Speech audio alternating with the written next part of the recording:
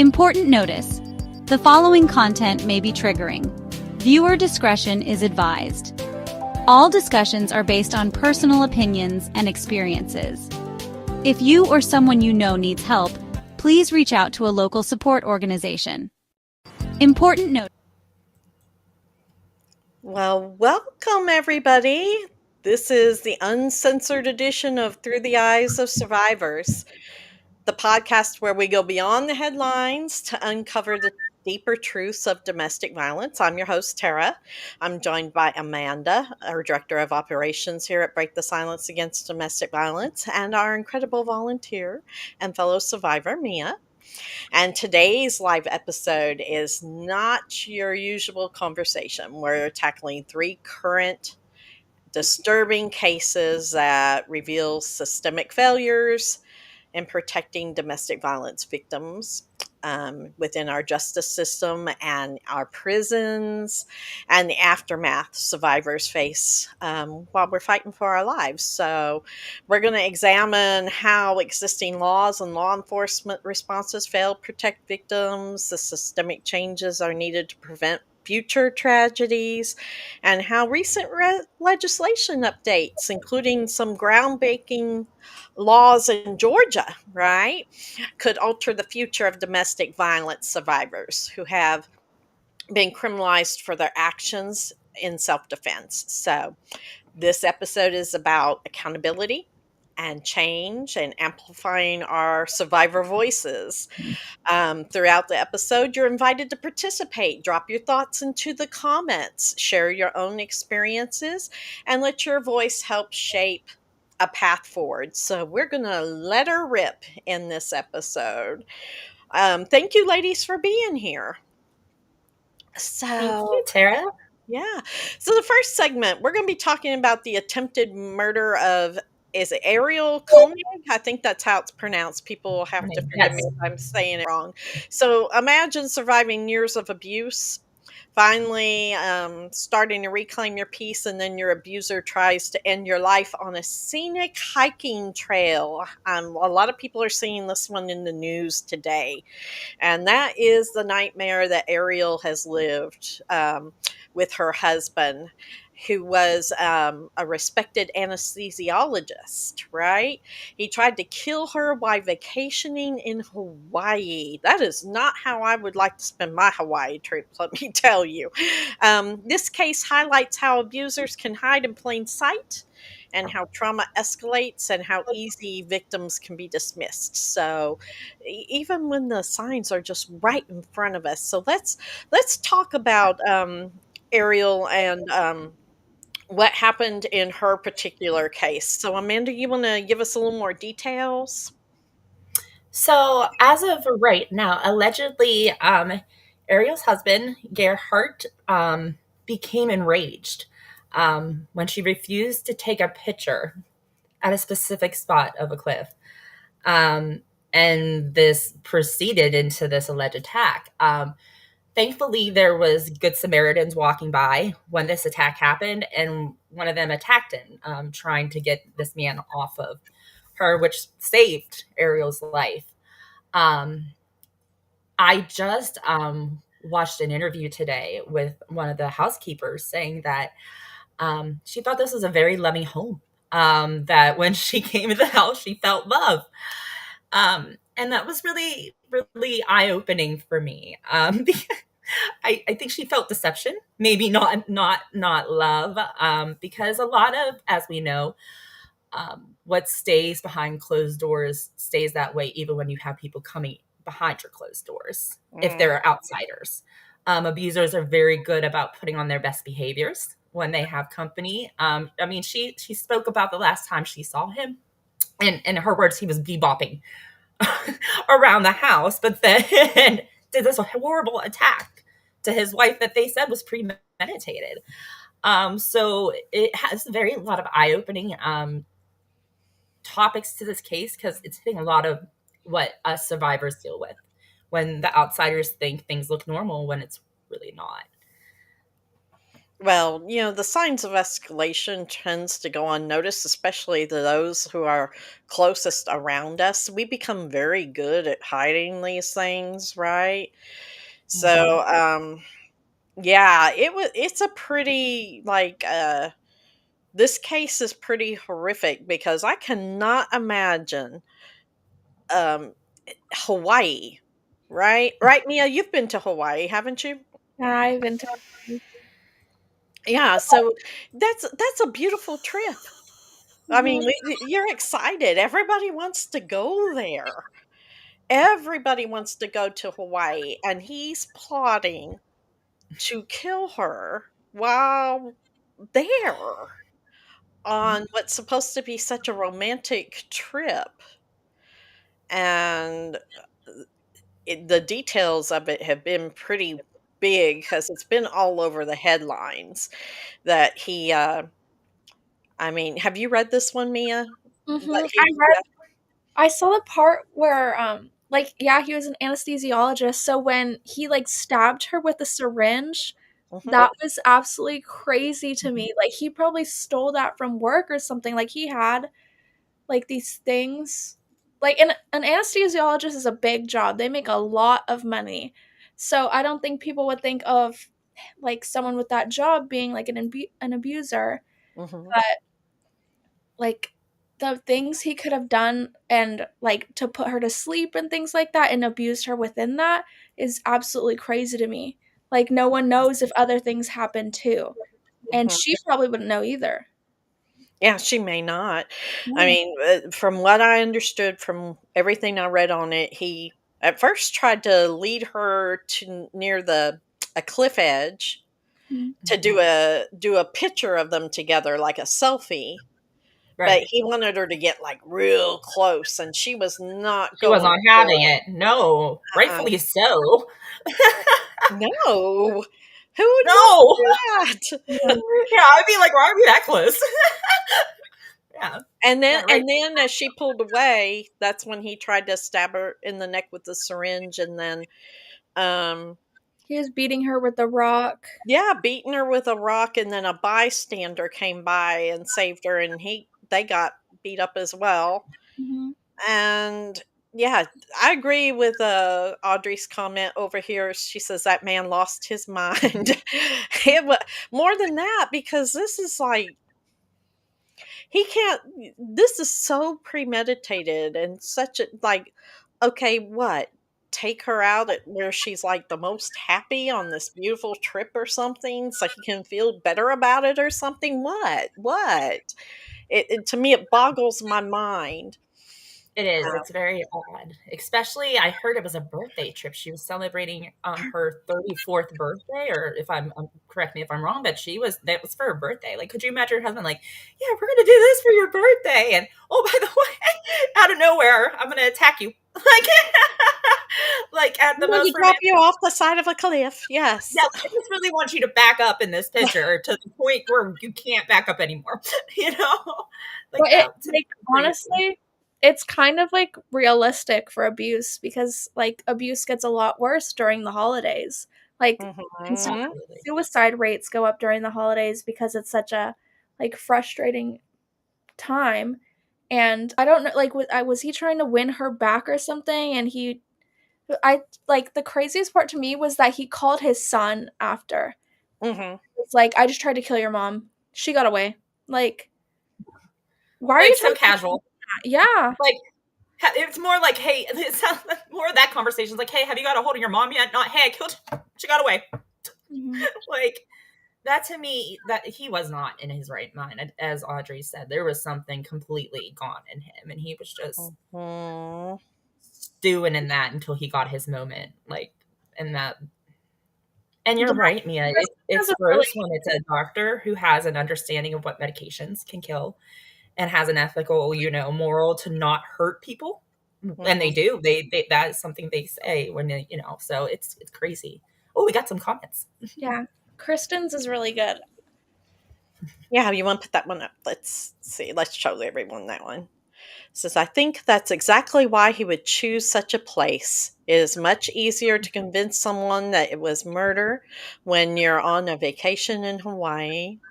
Yeah, that wasn't murder, sorry. The psychology Alleged murder. behind paints him as a good guy simply based on where they are and that they were on vacation. Absolutely. Mhm. Absolutely. Especially if he was trying to get a I picture agree. of them, like, right on a cliff. He could have been like, "Oh, she fell off the cliff right after we took this picture," and, like, Right. I mean, that's like the perfect they're alibi so because happy. that they were setting up. Yeah, He you're it right. set Yeah. himself up to have all the attention onto him Mhm. Hmm. Basically, like, afterward. oh, poor me, poor me. Mhm. Yeah. Hmm. The Absolutely, and widow. absolutely, and then, Jim says, "The media has made a big deal of his job and education. Is there a difference in statistics for wealth or educated in domestic violence or even religion?" Actually, there's no difference. It does not matter. That's something that has really, really horrified me as, like, a Christian, is that the Mhm. statistics are no different amongst the Christian population as to those who commit domestic violence offenses versus the general population. So again, it's a chameleon type of thing. Like you were talking about the housekeeper saying Yeah. that they seemed to be very happy. Yeah, she felt love when she walked into the house, and I was like, "That's a bold statement to say," you know? And I feel like that's a big thing, like, I'll see movies and the abuser is always just, like, a drunk bum, but Right. people don't realize that some That's abusers are really high up there, like, you could be abused by a politician, there's people that are abused by police officers that it absolutely. makes it 10 times harder for them to find safety because their abuser is within, like, a group of power. Mhm. Absolutely. Yeah, And they're it good doesn't at putting matter. the narratives on for different people as well. And people believe it because they're not in your household. So if they're getting this one side of him, that's their narrative of who he is, like the housekeeper. Yeah. So the question begs is, thank God for this bystander who took action, Mhm. right? But Mhm. because so many people today are just afraid to step into something like that. Absolutely. Absolutely. So what can we do within communities um, to help see those red flags before we become the bystander having to jump in and take action? I think that it's amazing that they did step in and take action, but we also know how risky that can be. It Mhm. can potentially harm you, but escalate the problem for the survivor itself. So we definitely understand. I think one thing, if you feel first off, I remember one time I was in Walmart of all places, and there was a man talking to his wife, and I could tell by his body movements and just the way he was speaking to her it was going to escalate when they were out of public. If you ever have those notions, if you can get the license plate, call in, say that I mean, even try to, I know in some circumstances, I've heard people say, even kind of like if you have a moment, even with the victim, to discreetly, speak to them. But I know in certain circumstances, it's hard because people, if there is an active situation going on, you can't really diffuse it very fast by like calling 911, right? Or so, but it's also, as we know, can be very extremely risky as well. So I think if you're able to see those signs before it gets to that, but if it does get to the point where it is risky, then that's definitely when you need to back up, make sure that there's people called. But if you can do anything in the time being before it escalates, I definitely recommend making sure that it's discreetly or that it's something where the survivor itself feels comfortable to. Because I know in circumstances sometimes when people intervene and there's nothing really done and it's not the person that intervening um, you know means to do, they think they're helping, but if the police don't handle it appropriately and it's just brushed off, that person going home thinking it's being handled, but that survivor going home and being beaten because there was a scene. So it's so tricky, it's so tricky. Well, I think part of it is just opening our voices. I know I didn't tell anybody. there was nobody I felt was safe to tell anything, and on a few occasions that I did, it kind of got struck down, and it got you know, what's the word I'm looking for? It got minimalized and trivialized, right? So it makes it hard to speak up. But I think it's important to find one person, just one person who believes you, and tell them what is going on, because in the end, just to keep yourself safe because of Absolutely. Like, have a safe situations like this. Mhm. I had Yeah. one best friend that I did that with. So I do agree with that. Just so there's one person that knows, and even if you have a code word, you know, so Mhm. they know that that text message, you need help. Yeah. Right.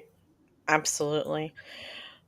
Mia, from a young person's perspective, what do you think as far as like young people who are dating and stuff, and they may be like, what's the kind of thing you would recommend that they do?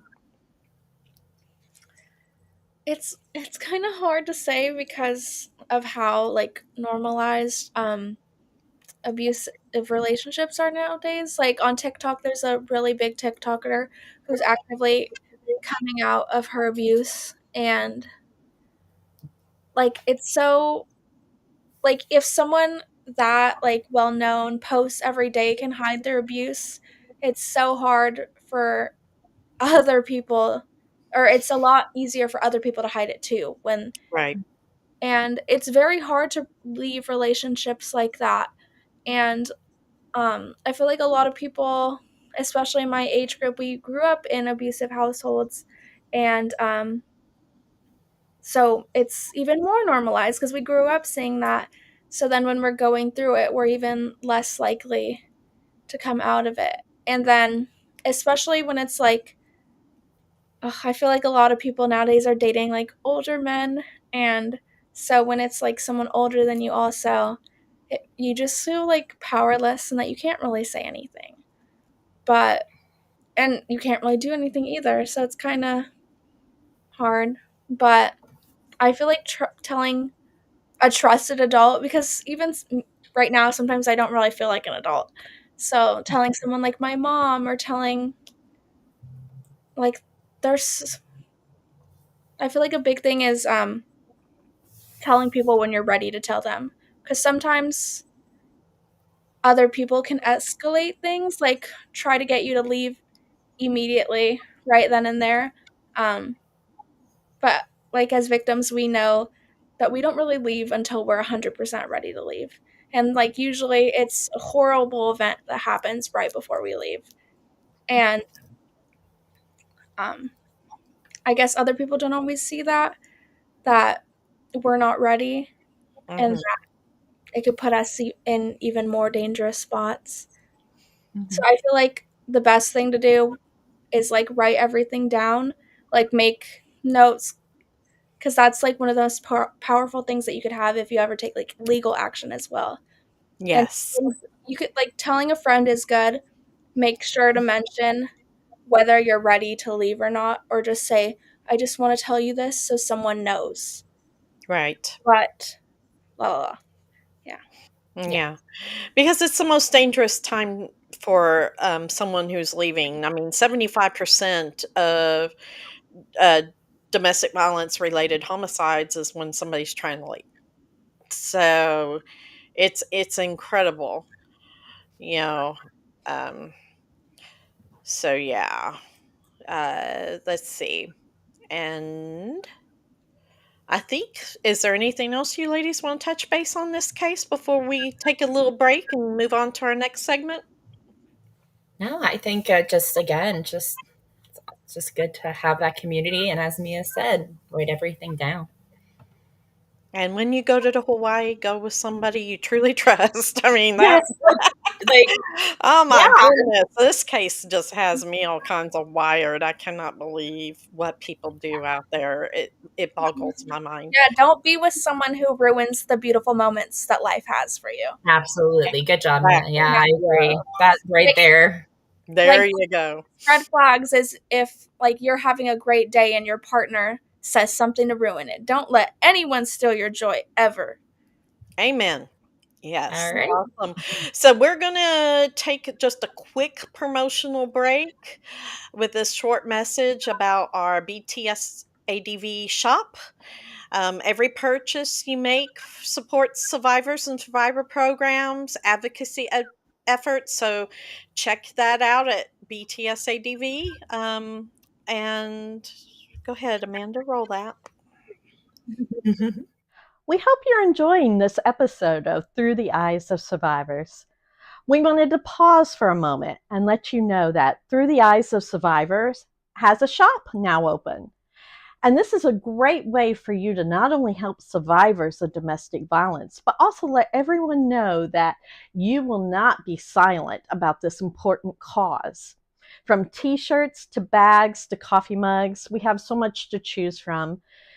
To grab your swag, head to our store at breakthesilencedv.org. That's store.breakthesilencedv.org. We can't say enough about how much we appreciate all that the community does to help support us and this organization. So we hope you've enjoyed this episode and continue to subscribe to future episodes. Thank you. We hope you're enjoying this episode of Through the Eyes of Survivors. We wanted to pause for a moment. All right, we're back. So, yes, and I'll show you real quick. I'll back up. I have on one of the new letter rip shirts, so they are awesome. Get you one. They're limited editions, so and there's a bunch of other stuff in there that's really great. So check out our store. All right, so we're going to move on to the next segment that we're talking about. The Mule Creek prison strangulations. So in California, 2 women, I hope I do their names right. Is it, oh my goodness, is that Tawny? Tawny Thomas? Tell me if I'm I right. think it's Tommy. Yes. Yeah, Tawny Thomas. Yes. Yep. Yes. And Stephanie Dowles were allegedly murdered by their incarcerated husbands during a conjugal visit at a prison, at the same prison. These visits were intended to maintain like family bonds, but for violent offenders, they can open the door for even more abuse or even worse, the ending of life. So these tragic deaths force us to ask, are our policies putting victims at risk in the name of rehabilitation? Sorry. So, ladies, I mean, Amanda, do you have a little more details for the audience on these? So basically right now, as you said, you basically went over the gist of what it was. These incidents, I believe, were a year apart. Mhm. But now the families are just outraged and they're asking for justice because they want stricter regulations because these ladies um, were allowed to be alone in these conjugal visits with no kind of supervision with violent offenders. And so they were a little bit outraged in this. And the fact that it happened at the same prison is why they're really investigating it right now. And they have suspended the conjugal visits at the time being. Thankfully. I don't know why it took 2. It took 2 deaths. 2. Not 1, 2. For them to suspend it, but that's what happened. I believe if I'm wrong, please correct me, but Stephanie Dowles, her offender, her husband, he claimed she had a heart attack. Claimed that Right. she was lying about how she had this happen. Mm-hmm. So again, that was the big issue is, again, they are able to manipulate and lie in these circumstances and they have no supervision, even though they are in for for a violent crime. It just doesn't make sense to me. My mind's just completely boggled over this as well. I just don't understand that. Well, that poses the question, and everybody out there who's watching, I mean, put in your response, but should we let violent offenders be able to have conjugal visits? Why? What are your ladies' opinions? Mia? I don't know. I feel obviously you're in prison for doing these horrible things. You have lost your rights because of your crimes. So why are you in a position where you can see people like that? You know what I mean? And really it took two people. Like they didn't learn the first time. You'd think after that they were more closely monitoring the conjugal visits, but obviously they weren't. Like if someone who has committed a violent crime does have those conjugal visits, I feel like they should be very closely monitored because they're there for a violent crime. Like it's not yeah, what's the in my head a conjugal visit is you see someone through those when you see watch a movie they're through those glass Oh, boxes. visitation, the glass. That's what you're. Yeah. Yeah, Mhm. I thought that's Yeah. what I thought. I on it That is, so well for that those who don't understand, for those who don't understand what conjugal visits are, they actually get like a small apartment for a weekend on the grounds of the prison, but it's like their own little area. These women can I've seen where these women can bring food, they can just watch TV, and they are alone. Like it's like they're living together. Like they are not separated for that weekend. They are sleeping together. They are living like they would be living outside of the justice system. no no no that literally first of all, I feel like that's disrespectful also to the victims of these crimes. That they get to, even if it's just for a weekend, they ruined other people's lives. So why do they get to have a normal life for those 2 days? I don't care if it's just 2 days. You lost your privilege to that by committing these crimes. Absolutely. No, I don't like that at all. Well, and it's Another in thing the that name of rehabilitation. So they're trying to get them prepared, I guess, to go back into a society and help them be still connected to the outside world, but at what cost? Especially amongst violent offenders. From what I understand, at least one of these men had a history of domestic violence, and it was all over um yeah, with charges and stuff. I mean, that's not what they went to prison for. They went to prison for other violent acts. But why would you allow this knowing he has a history against this particular woman? Mm-hmm. that's like you wish that the prison would be a little bit more diligent on because these men also sometimes meet these women and get married in prison. So these women don't sometimes meet them until they are in prison. So they don't know these men outside. So these conjugal visits are the only way they have these interactions with them because they've never met them on the streets. So that's concerning to me too, because again, that's how women can get manipulated because they're sending these letters to them saying, oh, I didn't do this, what I've been committed of, and he's so sweet, and he was just wrongfully committed, and and they sometimes use these women for purposes of just jail purposes. And I get that there is people in prison who are for lesser charges that have wives who come in and see them, and I mean tax fraud, anything that's nonviolent, and that's okay. They had a life before they made their crimes. But if you're in for domestic violence, SA, any kind of violent, Violent. Yes. why are you getting that privilege? And you can connect with your children and wife in those visitations at a table where you can play with the kids, hug them. But there's guards standing in that room with you, making sure that everything is appropriate. I think once you go violent, that's something you lose. I'm sorry. You're not trusted if you're not trusted in society, why are you trusted alone with someone else? Exactly. That's a part of society. I just don't understand that. And why would they let someone who possibly is the victim of that violent crime visit? That's I'm sorry, this is the only example I have. That's like sending a crackhead to a crack house. Like you're like No, you're working. no, Yeah. no, I understand your analogy with that. Like Yeah. it's so unrealistic. Like you're literally setting people up for failure. If your goal is rehabilitation, then you should be in therapy, seeking different things that will actually help you, not putting you in an instance where you could possibly get triggered.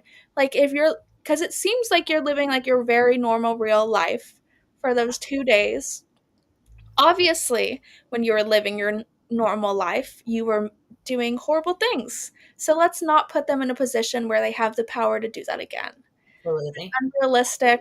And I like how Kristen said, because obviously Here, conjugal visits are for to keep like a relationship healthy. There's certain things that aren't needed to keep a relationship healthy. exactly. Absolutely. There's not. Absolutely. And then Jim says also in the prison system for decades now, this has been allowed. It's the biggest debate as to whether prison should be a rehabilitation or punitive. Some crimes and people cannot be rehabilitated, including child abusers, domestic violent offenders. So he votes punitive. I think we all vote punitive. So And I don't think people realize such a large percentage of abusers, even after going through rehabilitation programs within 7 years, end up abusing again. Like, and there's studies on this. You Absolutely. can uh, research it. Um, so even if it seems sometimes like they're doing better, I'm not saying that there's always an opportunity for people to change. However, there's studies that show a lot of the times, unfortunately, they don't. So I think it'd be best for the safety of everyone that they don't have these conjugal visits. They're not really necessary. You could see someone behind that little glass pane. They have the phones. You could talk. You're fine. mhm. Well, that's the thing. Many of these domestic violence offenders or violent criminals who are in prison, they continue to abuse even psychologically through prison. They do it through phone calls and letters, and Yes. can even orchestrate violence outside through to other people out there who will do it Yes. for them. And so why put the general public in a situation, whether it's their Yeah. wife or girlfriend or all of that, into a situation of to to continue that cycle? I do not understand at all. So Yeah. and they, like I said, they can be so controlling. They have more. I have received multiple phone calls from women all across this country who phones are being snuck into the prison system, and she has protective orders and he's been in there and he's still finding a way to call her from prison and harass her through phones that are coming in illegally. Yep. They also, and from my personal experience, they will have people, significant others that they're incarcerated with.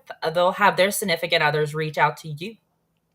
I've had it happen several times where I've had to tell people, I am no longer with him. Please do not contact me. I did not authorize this number to be shared. Hmm.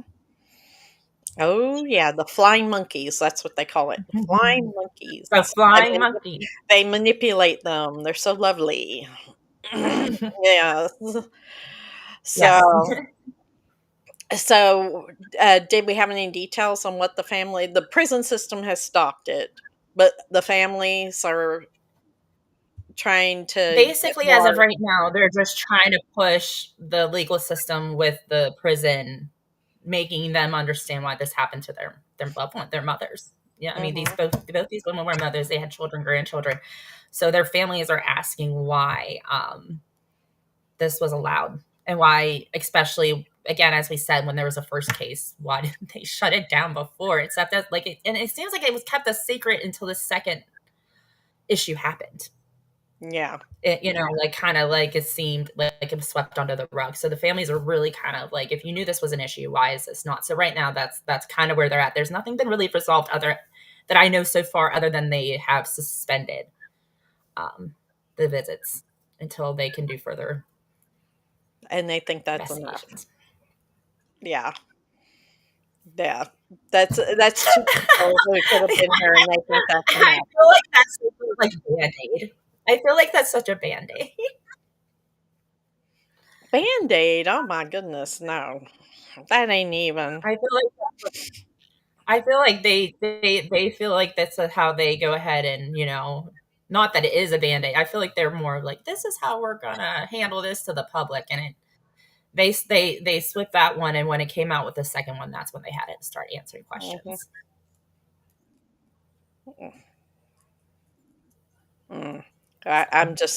I'm amazed. The system just doesn't work for.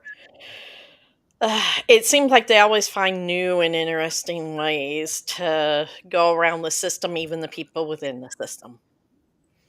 And again, like we discussed, 2 weeks ago, and they wonder why we don't trust. Yeah, because like we're always kind of hopeful with the results sometimes.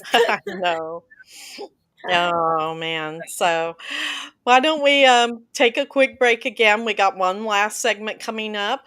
But before we head into that, we're gonna play a video for you.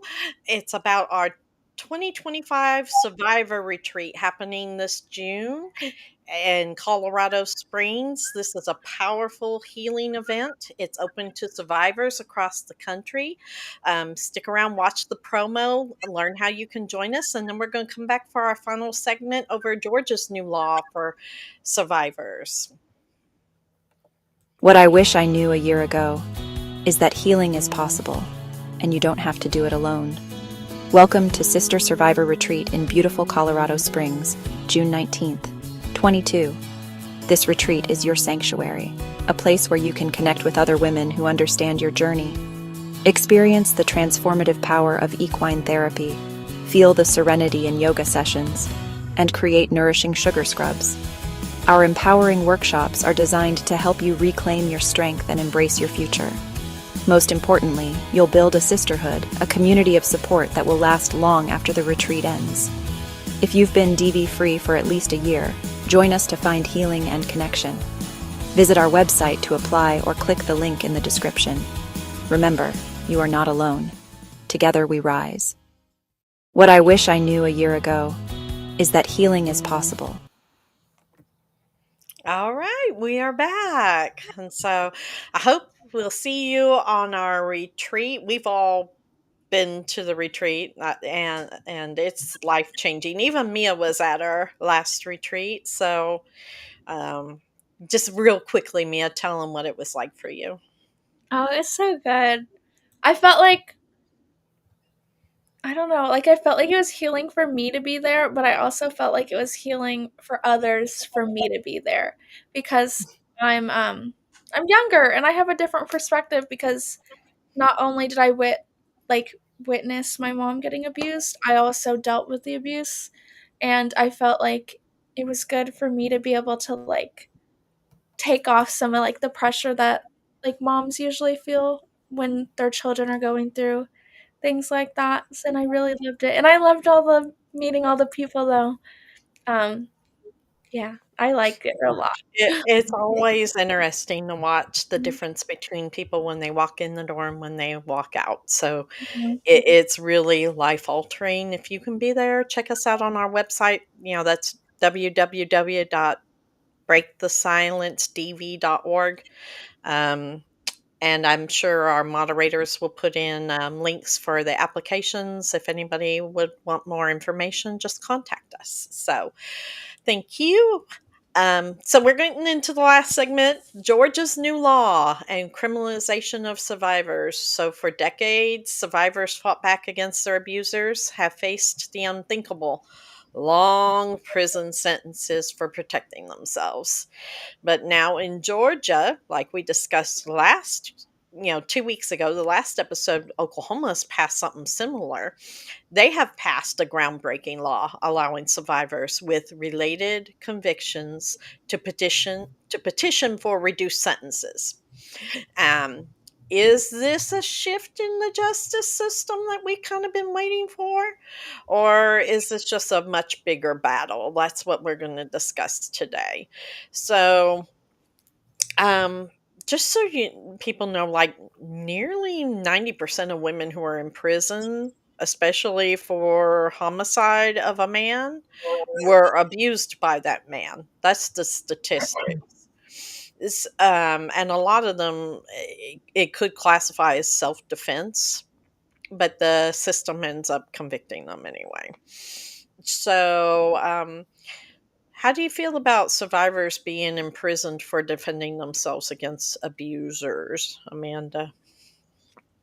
I don't agree with it. I believe if there's probable cause that shows the woman was protecting herself and there was back of abuse, that even if there was reports of, calls or even, things, as we say, documentation and things that proves that that woman has been and tried to leave and called, I think that is one of the things that has to be handled different, other than a different kind of charge if someone was going through another case that had nothing to do with domestic violence and that include violence. For domestic survivors, usually when it comes down to that, it's not a hasty decision, it's life or death.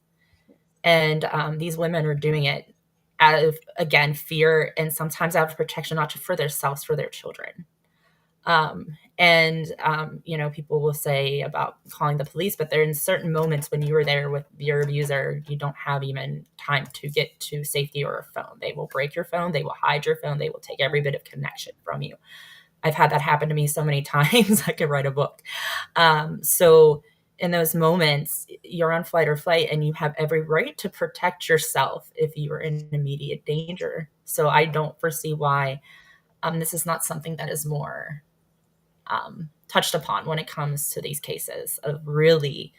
And that's why I say for anybody who's going through domestic violence, that's why we say paperwork, because if it ever comes down to that, it's important to have that trail of showing that there was some kind of abuse. But unfortunately for these women, even with some of their paperwork and filing PFAs and all the different things that you can do, sometimes isn't enough for these cases either. So Well, and the statistics sadly are, if a woman gets convicted of this crime similarly to a man, she gets sentenced 3 times longer than the man will.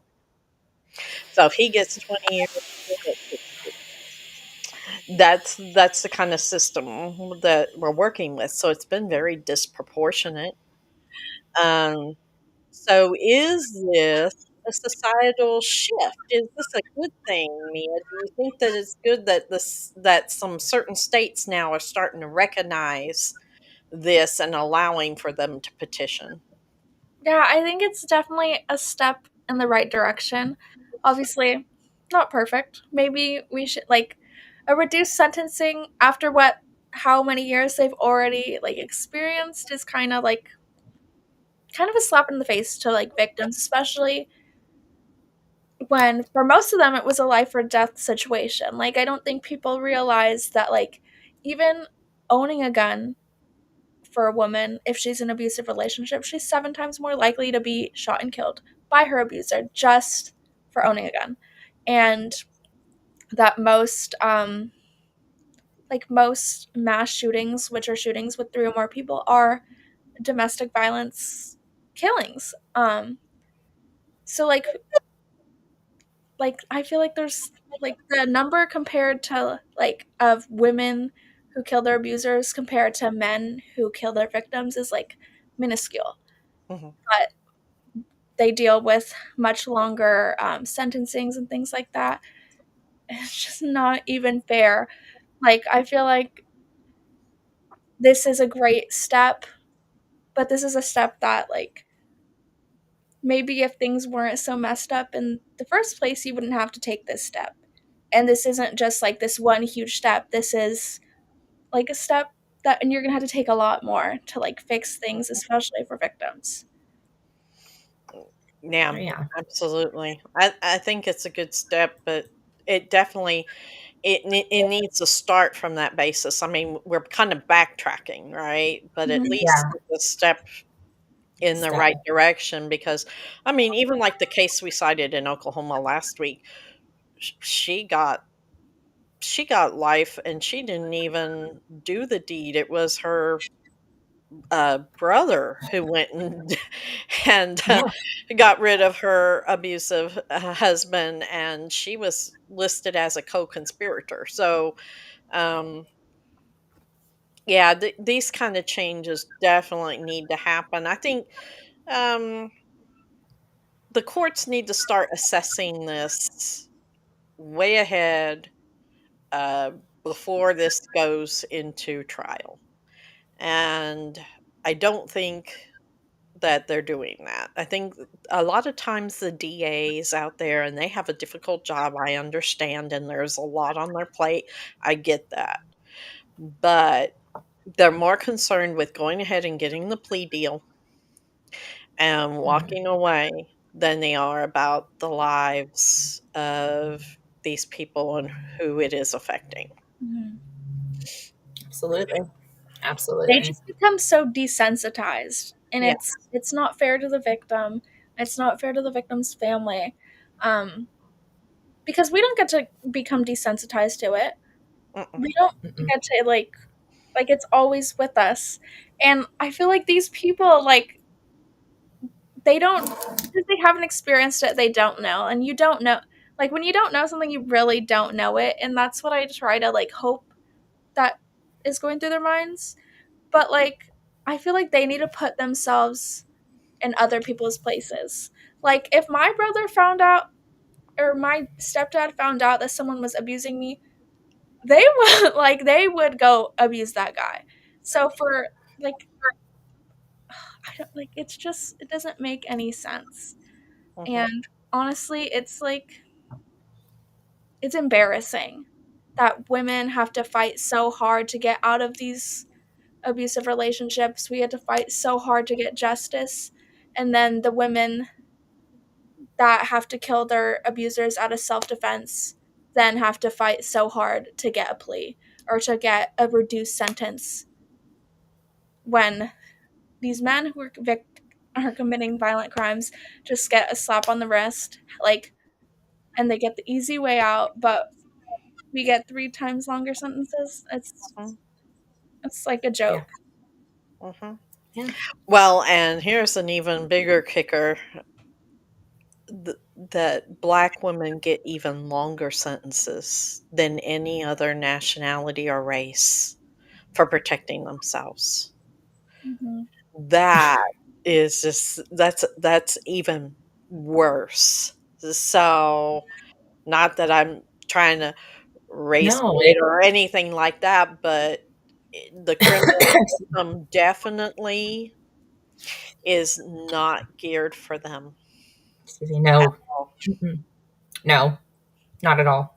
If I'm being completely honest, like, the government really, like, when it first started, it wasn't meant to protect women. It wasn't meant to protect people of color. So all these things that happen after, like all these amendments that are created to help women, to help people of color, they had to be added. And it's like, sometimes you just had to take the whole thing out versus trying to fix. It's like slapping a new part on a broken car. At some point, you got to get a new Right. car. Like, Right. you can't just put a band-aid on things. And it's not playing the race card. It's important that we acknowledge these Yes. differences between us, because it's not fair that No. other people are dealing with things that we don't deal with. Mhm. And, like, I will there won't be a day that I don't speak up for other people that are scared to use their voice, or they are not in a position where they can do that yet. Mhm. Absolutely. No, and Absolutely. people are very unaware. I mean, we've come a long, long way, but even when I was discussing certain things, even with my husband or my male cousins or whatever, like they don't realize how close it was for women for women, it's a lot closer for us, the things that were happening. I mean, the creation of the FBI itself was to come after women suffragettes, to stop the women's vote. Mhm. That's how the FBI was created. And until the 70s, I mean, I was born in 1969. Until the 70s, women couldn't obtain credit cards Hmm. if, without their husbands. Spouse. Yeah, you're right. Without your spouse. Yes. And so we're still this the line has shifted, kind of like what we were Mhm. saying. There was a societal shift, and now Mhm. the societal shift is this. It's shifting in a Mhm. good direction. It just is real slow. Mhm. It's a lot slower than we want Really to slower. see. Mhm. Mhm. And A lot Absolutely. slower. I understand that not everyone likes change, and like I think what people need to like remember is like at the core of like these movements there is like being like it's always for change, and it doesn't make anyone else less valuable. It just makes all of us equal value, and we all deserve that. We all deserve the same like rights, and we all deserve to be heard. And I feel like women's voices especially just get so shut down, and that's why these things are a lot slower to change Mhm. because it's happening to women. If these things were happening to men, I feel like it'd be a lot more important to other people. And that is a very sad thing to realize. But one thing about women is we won't quit. We're going to keep going until we get what we want. And whether it annoys people, like a lot of people are like, when are you going to stop talking about that? Don't you think I'm tired of talking about it with y'all not hearing me? I'll stop talking about it when you listen. Mhm. Mm-hmm. Yep, I agree. So do we have some comments there, Amanda? You want We to? do. We have a good couple of comments there, Tara. Let me go ahead and see. We got one from Kristen here and Jim. Go ahead and see if I can we'll pull up Jim's first. All Americans, we have the right to defend ourselves. Unfortunately, domestic violence laws are unfair to women. Modern laws must be created to protect the rights of women. In my opinion, women should never be punished for standing their ground against abusers, even when deadly force is used. I agree. Yes, absolutely. Oh, I'm Oh. sorry, guys. I'm bringing it back up again. Well, and Kristen, And then we have yeah. Kristen over here. Whoops. That's who. Technical difficulties. Good. There we go. In these scenarios, the person who's defending themselves is doing so because of reactive abuse. They are literally reacting to Mhm. abuse. This should become a crime against the person. Should it be a crime against the person protecting themselves? 100% agreed. Reactive abuse is real, and it makes you a person that you don't think you're capable of being. Mm-hmm. Yes, For sure. absolutely. Absolutely. So, oh, we're getting close to the end of our time now. So, um, I just want to say today's episode has definitely taken us on a sobering journey, right? Through three different but equally disturbing, kind of cases. Well, the last one is a good move forward um, with our justice system for domestic violence. Um, so we've seen these terrifying experiences at the hands of partners who people once trusted. These are preventable they are preventable homicides within our systems, and our systems are failing to protect people. But there is a small powerful shift happening. We are seeing it, and it is offering some hope for survivors. Decriminalization of those who are trying to defend themselves, and each story is a reminder that domestic violence just doesn't end. It doesn't end because of a restraining order, and it doesn't end because of a prison sentence. So it demands that we definitely keep promoting awareness and accountability, and we go after, reform. So as we close, we urge you to reflect, but also to act. Educate yourself, speak up for survivors, share this episode, and push for policies that protect rather than punish. And because, like, justice shouldn't be a privilege, it should be a promise, right? So, thank you for being with us through this powerful episode and through these heartbreaking stories and commenting and interacting with us. We want to thank you for joining us as we discussed all these things today. So, please help us here at Break the Silence. And this is how you can help. Like this episode, subscribe to our podcast here and over in YouTube, and share the episode with the community. You can find us on Instagram, Facebook. Instagram, we're BTSADV. Here at Facebook, Break the Silence Against Domestic Violence. Again, BTSADV on Twitter, LinkedIn, YouTube. And you could support our mission with a donation. There's a thing been scrolling across the bottom here that tells you how to donate. We have a website that you can go to and donate. We also have a GoFundMe account, Patreon. We accept donations through Venmo or PayPal, and My Giving Circle. And if you need help or support, visit us at our website, www.breakthesilencedv.org. You can find resources, survivor stories. If you want to submit a story, you can do that there through our website. And there's ways to connect and support the team.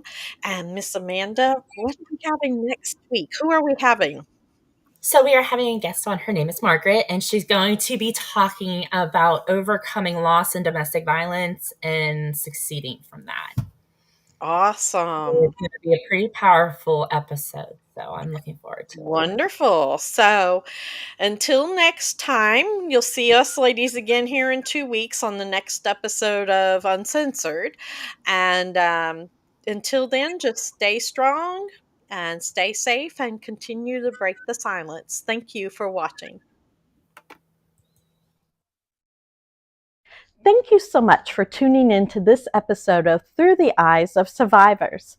My name is Tara Woodlee, and I am the president of Break the Silence Against Domestic Violence, an organization that gives survivors and their families, and the families that have lost loved ones to domestic violence, access to a community that understands the journey that they're facing. We hope this episode impacts you, and hopefully you want to learn more about the topic. If it is helping you in some way, let us know in the comments below. We love your feedback. Also, make sure to click the subscribe button below and the bell right next to it so that you can get notified the next time an episode premieres. We hope you will see us in the next episode, and thank you. Thank you so much for tuning in to this episode of Through the Eyes of Survivors.